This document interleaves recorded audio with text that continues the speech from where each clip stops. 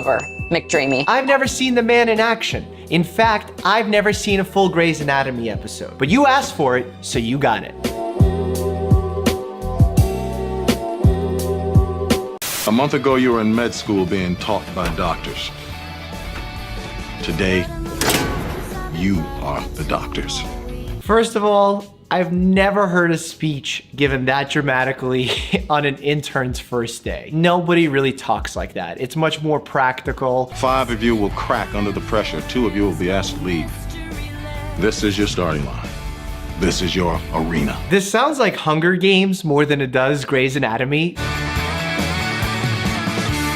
No, I'm not gay. It's just that, you know, you were very unforgettable. O'Malley, Yang, Gray, Steven. We do get ready together in the mornings. There are locker rooms like this. It's funny to say, but because doctors spend a lot of time in books while in medical school, they're not the greatest at interacting with others or maybe even showing interest in the opposite sex. So I've seen situations like this happen a lot, where someone's trying to make conversation, but they're not great at it, so it comes off very awkward. It's funny, but this is very accurate. Your first shift starts now and lasts 48 hours. Your interns, grunts, nobodies, bottom of the surgical food chain. Residents don't work 48-hour calls anymore. They're capped at 80 hours per week. Maybe they go a little bit over that sometimes, but 48 hours is just non-existent. And this started because of the Libby Zion law, which is sadly the name of a young girl who died because residents who were so overworked, they missed catching a diagnosis and she ultimately died. You run labs, write orders, work every second night until you drop, and don't complain. On-call rooms. Attending calls them, sleep when you can, wait. The on-call rooms look exactly like this. They're very plain, they're very basic. The hospital doesn't budget or allocate any money towards them. You have to change your own sheets. The mattresses are basically plastic, uncomfortable. So this is very accurate. Dr. Bailey, let's shotgun.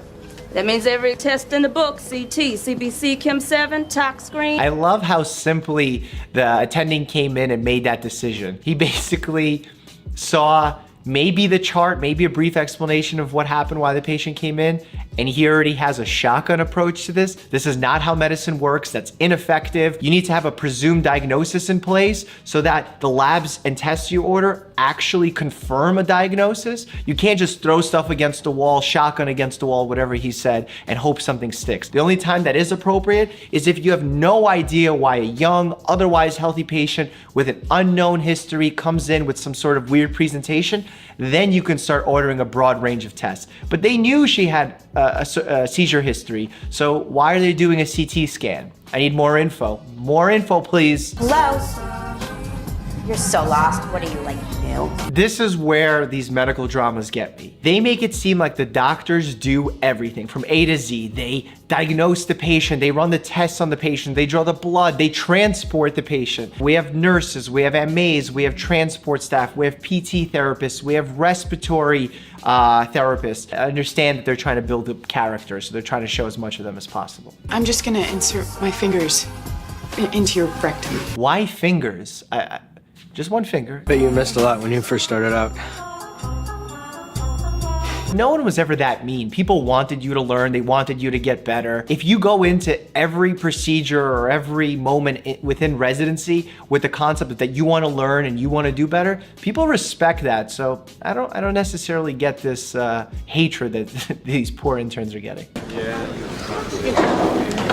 Our cafeterias are bare bones, with usually not the greatest food available. In fact, this is what surprises me most about hospitals. We try and tell people to eat healthy and stay healthy, but the only options to eat are pizza, burgers, chicken fingers, the most unhealthy foods possible. It's crazy to me. You know what? I'm not the doctor. I'm a doctor, but I'm not Katie's doctor, so I'll go get him for you. Very common situation to find yourself in, especially on nights when you're covering for the entire hospital and some medical emergency happens. The family wants answers. They have a lot of very important questions that they need answered, but you don't know the patient. You need to put a lot of information together rather quickly and create a thought process that the family can follow along with you so they know what's going on. You don't have to give a direct answer. A lot of residents, young residents especially, think that if they don't have the exact right truthful answer, they're bad. That's not true. Even seasoned attendings know that there's times to say, we don't know yet what's going on. Dr. Shepard, he's over there.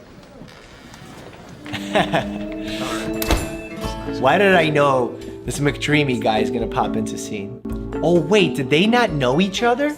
Dr. Shepard, this is inappropriate. Has that ever occurred to you? I agree with her. In a position of power, you should not be involved in these types of situations. They don't happen that often. As much as we like to believe that there's so much love and drama going on in hospitals, it doesn't happen as much as you think it does. But I have a little she may come back for more with the wonderful Dr. Shepard. Let's move. Usually we wear eye protection because if blood squirts out into your eye, that's pretty dangerous. So at least have goggles or the face shield that comes attached to the mask. Appendix is out. Not bad. That was rather quick. I guess that's for TV's sake. In reality, there's a lot of conversation that occurs between the attending and the intern, especially with identifying landmarks. They'll often ask you really hard questions, and we call that pimping. And they'll ask you questions that are unrelated to the case, so you prepared for this case, but they'll ask you something else. It's very common. Bucky, give him a clap. BP's dropping. He's choking. Come on, George. Today, pull your balls out of your back pocket. Let's go. Who talks like that? Pull your balls out of your back pocket. 007 is a state of mind. Well, it says the girl who finished first in her class at Stanford. We lived with the vending machines. I used to eat Snickers galore when I forgot to bring my healthy alternatives from home. Mr. Jones has chunky veins and he really needs antibiotics. I should start a central line. So start one. You don't know how. Clearly I'm very passionate about this. Starting a central line just because you couldn't get a vein with a needle prick is crazy. It's crazy. You're putting the patient at risk. Dr. Bailey, I don't mean to bother you, but Then don't. it's Mr. Jones. Is he dying? No. Then stop talking to me. She should have gone to a nurse because nurses have way more experience than even doctors in getting a blood draw. Next time you wake me, you better be so close to dead. There's a And that patient doesn't look alive for some reason. Oh, no, he blinked. Okay, he's alive. Are you sure that's the right diagnosis? Well, I don't know. I'm only an intern. Here's an idea. Why don't you go spend 4 years in med school and then let me know if it's the right diagnosis? Ooh, that's what we call a cowboy intern. Basically, a cowboy intern is someone who is so confident in their diagnosis that they start their treatment, they don't explore any other options, they don't have a good differential, meaning other options of what the illness could be. Nurses keep the hospital running. Without them, we would not be able to do our jobs. A lot of times they'll catch our mistakes, they'll be able to identify things we could be doing better. This is the most drama I've ever seen happen in the first 24 hours of being an intern. The Razapamp's not working. Phenobarbital. Load her with phenobarbital. Okay, when you say load her with phenobarbital, that's not an order. You need to give the dosage. The nurse needs to say back to you to make sure that she heard the same thing that you said. Otherwise, if the nurse misheard you and you didn't even give the instruction of how much to give, they can give any dose, and that could be lethal to a patient, so that's not real. Heart stop. Okay, so heart stopping, that's the code blue. I've talked about this before. Now the patient is dead. If the heart has stopped, the patient is technically dead, and you have to work to revive them to get their heart started back up again. As the resident in charge, you have to instantly give roles to everybody. You do chest compressions, you do this, you give the medications, you monitor the rhythm strip. The most important role being chest compressions. You have to do chest compressions. You cannot stop doing chest compressions. So if you have one person that's giving bad chest compressions because they're tired, you instantly have to swap them out because chest compressions is what extends and saves lives. So right now, them not doing chest compressions is awful. The first thing you do is chest compressions. Wait. Charge pulse. Whoa. I hope she's not gonna shock the patient. Oh my God, please tell me she's not gonna. No. No, what are you doing, Grey's Anatomy? No. Still VFib, nothing. No. Oh, she's in 19 VFib? seconds. Charge Then why does it 300. sound like she's flatlining?